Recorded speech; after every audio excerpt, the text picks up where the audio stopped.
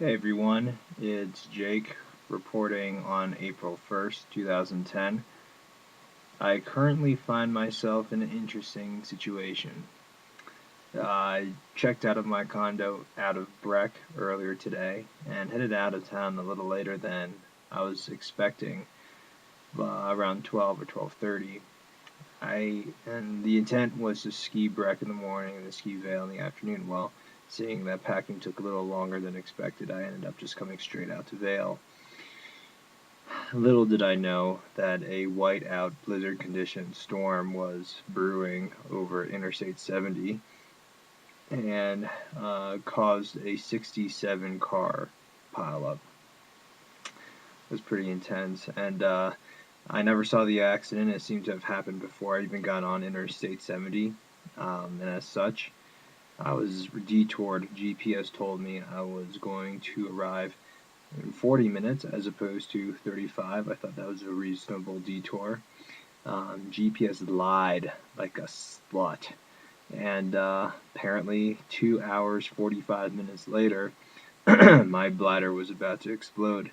I got in a Vail around 2:30 or so, whipped on all my gear, and got in 2 or 3 runs before the resort closed. But Interstate 70 stayed closed all day long and all night long, resulting with a fire sale of hotel rooms, lodges, resort rooms, everything. Um, Let me back up for a second. After skiing, I went to this place for pizza, which I had gone to before with Lingda. Met up with Chris, the bartender, and let me tell you what he hooked me up with. Went in and ordered a side of wings, about $9 or $10. A pizza, which is a $4 or $5. 2 beers and 3 or 4 shots. Chris was nice enough to comp one of the beers, all of the shots, and my order of wings. For a grand total, at the end of the day, my dinner bill for all that was $9. So awesome. Dropped him a nice tip, of course, to thank him for the gesture. And he suggested I come here to where I am right now, the Roost Lodge in Vail, Colorado. Upon pulling in, there was a line, and they were selling out quick. The girl in front of me happened to reserve the last room available, and as such, I began a frantic search for all sleeping options possible for the night. One of those options, as a fail-safe, was my car in the parking garage of Vail, where I'll be sucking exhaust fumes all night long. And the other option was to, well, sleep in my car, just somewhere.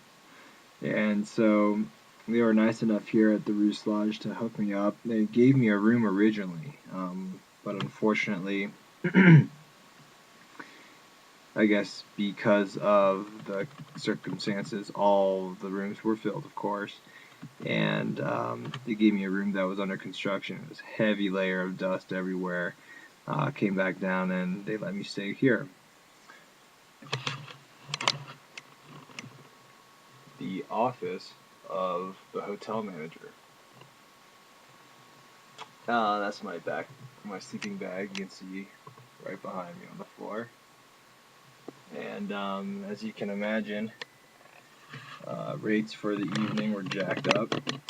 This place usually goes for $50 a room. They were going for $129 for the room tonight.